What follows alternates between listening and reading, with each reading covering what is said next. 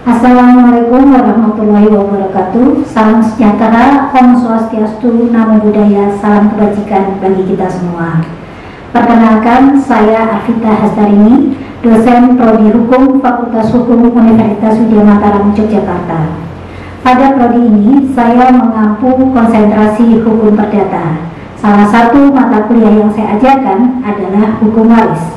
Oleh sebab itu, saya akan memaparkan mengenai rencana pembelajaran semester pada mata kuliah hukum waris. Adapun deskripsi singkat dari mata kuliah ini bahwa hukum waris adalah salah satu mata kuliah wajib dari prodi hukum dengan memiliki bobot SKS sebesar 2 yang ditempuh pada semester genap dan mahasiswa harus sudah menempuh mata kuliah hukum perdata.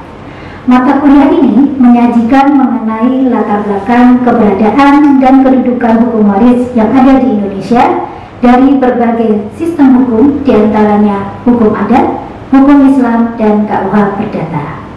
Hukum waris merupakan cabang ilmu hukum yang terbentuk antara hukum keluarga dan hukum harta kekayaan.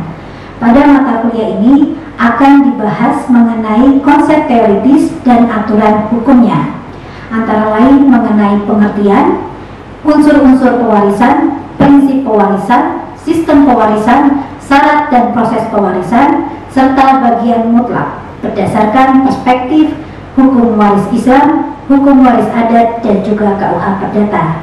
Tujuan mempelajari hukum waris ini seperti cabang ilmu hukum yang lain, yaitu sebagai legal problem solving, di mana seorang calon yuris dituntut untuk dapat menyelesaikan kasus-kasus yang berkaitan dengan hukum yang ada di masyarakat. Salah satunya adalah hukum waris. Agar sistematis dan konsisten dalam proses pembelajaran, dibutuhkan bahan ajar sebagai panduan bagi dosen maupun mahasiswa. Oleh sebab itu, saya membuat diktat, dan dalam penyampaian materi kuliah yang saya sampaikan akan ada beberapa hasil penelitian yang telah saya lakukan, baik yang sudah dipublikasi maupun yang tidak, yang tentunya berkaitan dengan hukum waris.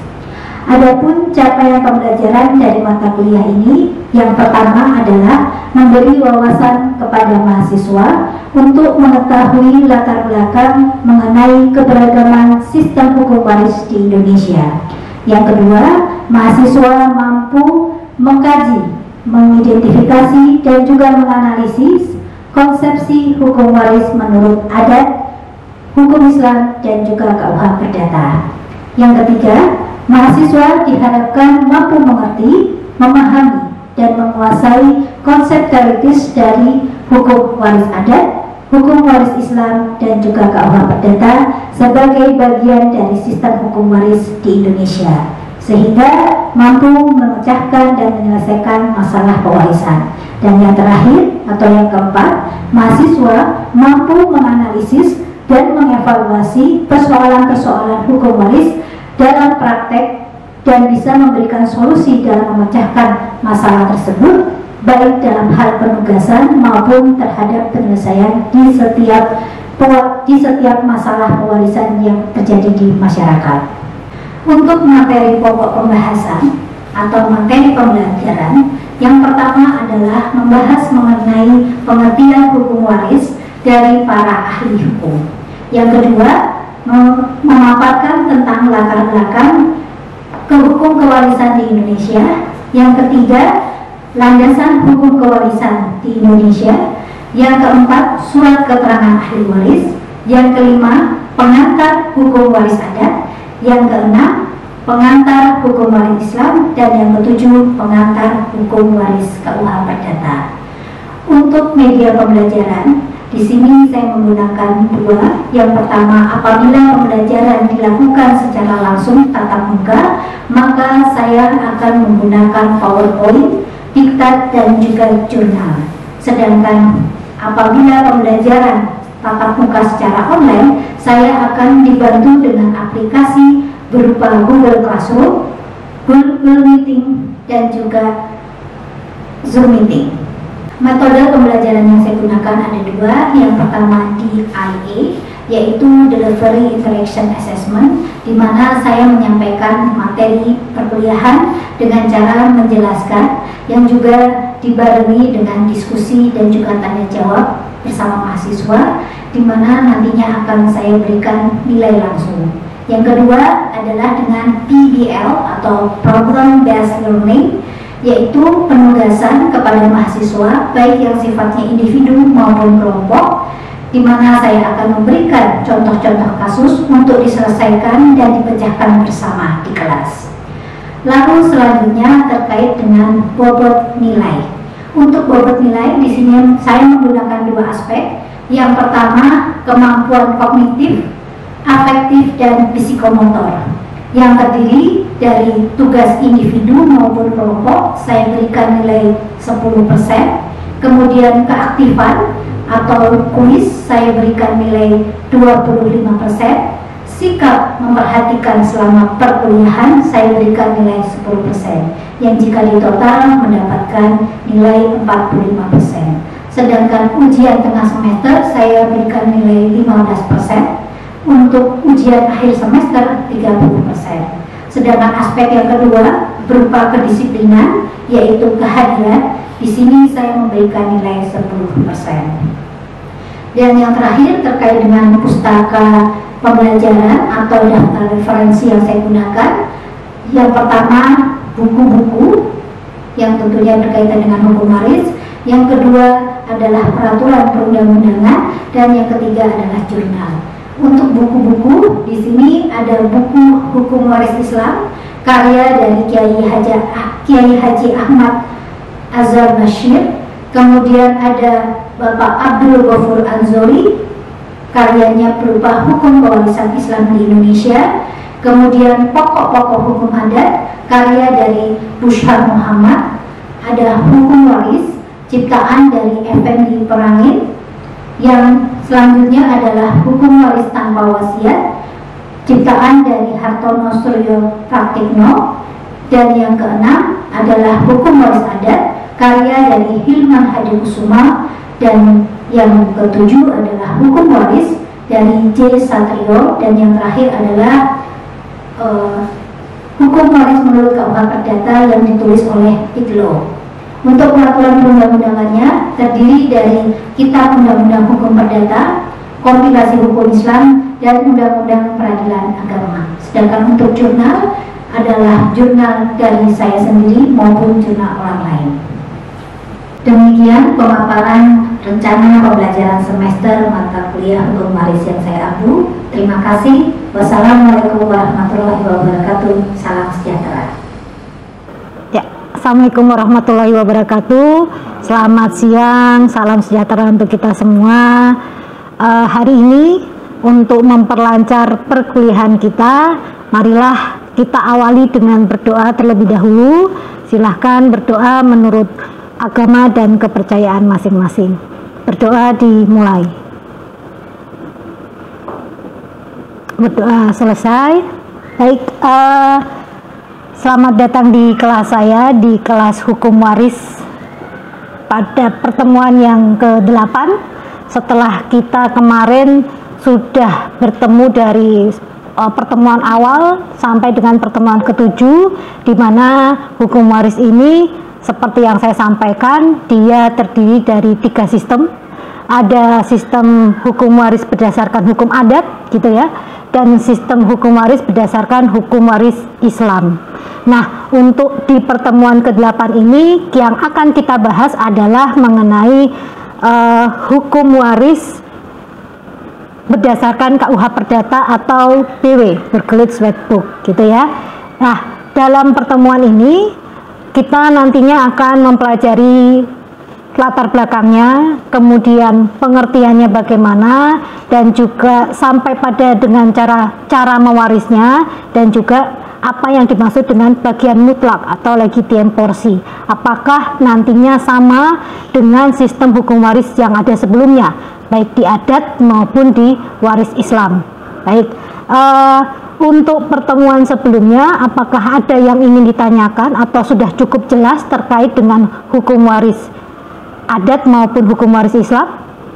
Sudah paham, Bu? Sudah paham. Oke, baik, kalau sudah cukup jelas, maka saya akan langsung masuk kepada latar belakangnya. Kenapa sampai hukum waris KUH Perdata ini ada atau menjadi bagian dari sistem hukum waris di Indonesia.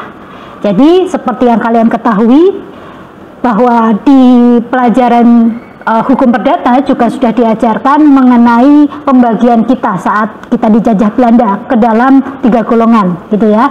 Nah, di golongan ini berdasarkan pasal 163 ayat 1 IS Industahling, gitu ya, dinyatakan bahwa kita dibagi menjadi 3 golongan. Apa saja golongannya? Ada golongan Eropa, ada golongan Timur Asing, dan juga ada golongan Bumi Putra. Nah, dari ketiga golongan tadi, ini kita pun mendapatkan perlakuan hukum yang berbeda, khusus untuk hukum perdata. Kalau untuk hukum pidana, pemberlakuan KUHP itu diberlakukan untuk semua golongan. Tetapi khusus untuk hukum perdata, dia diberlakukan berbeda. Ini pun sehingga mempengaruhi hukum waris daripada masyarakat atau daripada golongan Bumi Putra.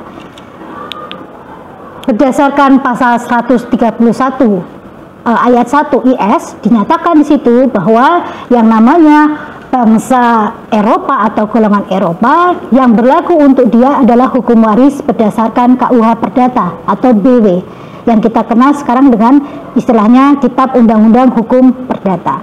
Sedangkan untuk yang Timur Asing sendiri seperti yang kalian ketahui dibagi menjadi 2, ya, ada Timur Asing Tionghoa dan ada Timur Asing non Tionghoa.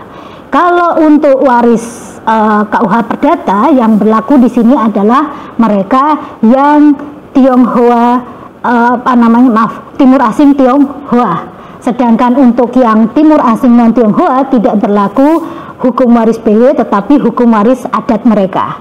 Gitu ya. Jadi kalau Timur Asing yang non Tionghoa misalnya dari Arab, berarti hukum waris yang berlaku adalah hukum waris orang Arab. Jadi misalnya waris Islam seperti itu. Nah, bagaimana dengan kita yang saat itu kita masuk ke dalam golongan Bumi Putra, yang berlaku adalah hukum waris adat, gitu ya. Nah, inilah yang mewarnai sehingga kenapa kok sistem hukum waris di Indonesia itu sifatnya banyak atau multi, gitu ya. Jadi tidak terjadi unifikasi karena dilatar belakangi oleh pembagian golongan tadi.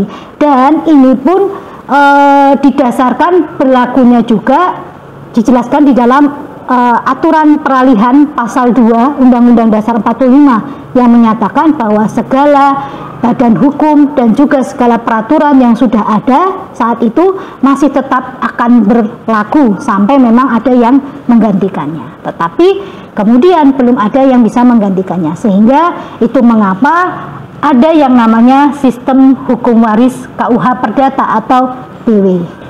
Kita masuk pada pengertian hukum waris. Antara hukum waris KUH Perdata atau BW dengan hukum waris Islam maupun adat itu terdapat perbedaan dan juga persamaan dalam konsep pengertiannya. Kalau untuk hukum waris KUH Perdata dengan hukum waris Islam itu hampir ada kesamaan. Kesamaannya di mana dari pengertiannya di sini dijelaskan bahwa yang dimaksud dengan hukum waris adalah hukum yang mengatur tentang peralihan harta kekayaan yang ditinggalkan oleh seseorang yang telah meninggal dunia. Itu berarti di sini terjadinya atau syarat terjadinya atau terbukanya yang namanya warisan itu dikarenakan adanya seseorang yang meninggal dunia. Tetapi kalau untuk waris adat tidak mensyaratkan, dari pengertiannya tidak kita temukan pengertiannya mensyaratkan bahwa terjadinya pewarisan itu ketika ada yang meninggal dunia. Jadi ada persamaan maupun perbedaan antara ketiga sistem yang ada. Lalu terkait dengan subjek hukum waris. Subjek hukum waris di sini ada 2. Yang pertama adalah pewaris dan yang kedua adalah ahli waris. Pewaris di sini sesuai dengan pengertiannya di sini adalah seseorang yang meninggal dunia. Jadi dia hampir sama dengan hukum waris Islam bahwa yang dimaksud dengan pewaris adalah seseorang yang telah meninggal dunia. Kalau dia belum meninggal dunia, berarti kategori dalam KUH Perdata maupun hukum waris Islam dia tidak termasuk ke dalam golongan pewaris. Bisa dipahami sampai di sini? Ya. Oke, saya lanjutkan terkait dengan ahli waris. Nah, untuk menjadi ahli waris di sini syaratnya ada 3. Di sini yang pertama dia harus punya hak. Nah, hak di sini seperti yang kalian lihat bahwa dia harus memiliki hubungan darah. Nah, jadi ini juga ada persamaan ketika kita bicara tentang hukum waris Islam, bahwa harus ada hubungan darah. Yang kedua, selain hubungan darah, haknya adalah berupa adanya wasiat atau surat wasiat. Nanti di dalam pembahasan terkait waris ini kita akan juga bahas mengenai wasiat itu apa. Lalu yang ketiga adalah dia sudah ada dan masih ada ketika si pewaris meninggal dunia. Sehingga janin pun yang ada di dalam kandungan seorang ibu itu dia akan tetap dianggap sebagai ahli waris sampai kepentingannya dilahirkan. Jadi memang dikatakan bahwa seseorang itu harus sudah ada dan masih ada. Tetapi untuk janin di sini, janin itu ya jadi anak yang ada di dalam kandungan ibunya itu tetap bisa masuk kategori sebagai ahli waris. Dan yang ketiga adalah dia tidak termasuk ke dalam golongan yang tidak berhak mewaris. Nah, ada yang ditanyakan untuk tidak berhak mewaris di sini golongannya seperti apa saja? Saya Bu izin bertanya, apakah selain di KUHP Perdata, golongan tidak berhak ini juga dikenal di sistem hukum waris yang lain? Terima kasih. Oke, baik, saya akan menjawab pertanyaan dari dia terkait apakah golongan yang tidak berhak ini juga ditemukan di sistem hukum waris yang lain. Ada persamaan untuk dengan sistem hukum waris Islam, bahwa di dua sistem tersebut antara KUH Perdata dengan sistem hukum waris Islam mengenal kategori orang-orang yang tidak berhak mewaris. Tetapi kalau di dalam hukum waris Islam, untuk mereka yang tidak berhak itu dikaitkan dengan agamanya. Sedangkan kalau di hukum waris KUH Perdata tidak mengenal, tidak dikaitkan dengan agama. Tetapi untuk yang namanya hukum waris adat, dia tidak mengenal golongan orang yang tidak berhak mewaris. Bisa dipahami? Baik, kita lanjutkan kepada pembahasan tentang adanya perjanjian perkawinan yang dikaitkan dengan waris. Jadi antara perjanjian perkawinan dengan waris itu sangat berhubungan sekali. Mengapa? Karena jika kita lihat di sini saya berikan contoh, ketika perkawinan tersebut ada perjanjian perkawinan, maka otomatis perjanjian itu murni milik masing-masing pasangan. Di sini saya berikan contoh ketika suaminya meninggal dunia. Karena ada perjanjian perkawinan, maka harta 90 juta ini adalah murni milik suami. Karena dia tidak perlu lagi dibagi dua, otomatis harta tersebut langsung dibagi ke ahli warisnya. Di sini ahli warisnya ada 3, maka langsung dibagi menjadi 3. Sehingga setiap orang akan mendapatkan 30 juta. Sedangkan yang tidak ada perjanjian perkawinan. Karena tidak ada perjanjian perkawinan, maka terjadi persatuan bulat harta antara suami dengan istri. Otomatis di sini si suami dan istri mempunyai bagian yang sama. Sehingga kalau tadi hartanya 90 juta, maka akan dibagi dua dulu. Sebagian adalah milik suami dan sebagian adalah milik istri. Baru setelah milik suami itu dibagi dua dengan istri, akan dibagi ke dalam ahli warisnya. Nah, sama seperti contoh yang pertama, ahli warisnya ada 3, maka ini akan dibagi 90 juta tadi dibagi 2 dan akan menjadi 45 juta, dan 45 juta tadi akan dibagi ke dalam 3 ahli waris, sehingga setiap ahli waris mendapatkan 15 juta, sedangkan bagian istri akan mendapatkan tambahan dari harta yang dipisahkan tadi. Oke, sebelum perkuliahan kita akhiri, saya ada contoh kasus di depan sana. Silahkan kalian membentuk kelompok yang mungkin bisa terdiri dari 3 atau sampai 4 orang untuk nantinya mendiskusikan bagaimana penyelesaian daripada permasalahan yang saya berikan. Silahkan nanti kalian presentasikan di pertemuan berikutnya. Sampai di sini ada yang ditanyakan? Tidak, Bu. Oke, kalau tidak ada, mari kita tutup. Sebelum kita tutup, kita berdoa terlebih dahulu. Berdoa dimulai. Berdoa selesai. Baik, saya akhiri. Terima kasih. Wassalamualaikum warahmatullahi wabarakatuh. Selamat siang.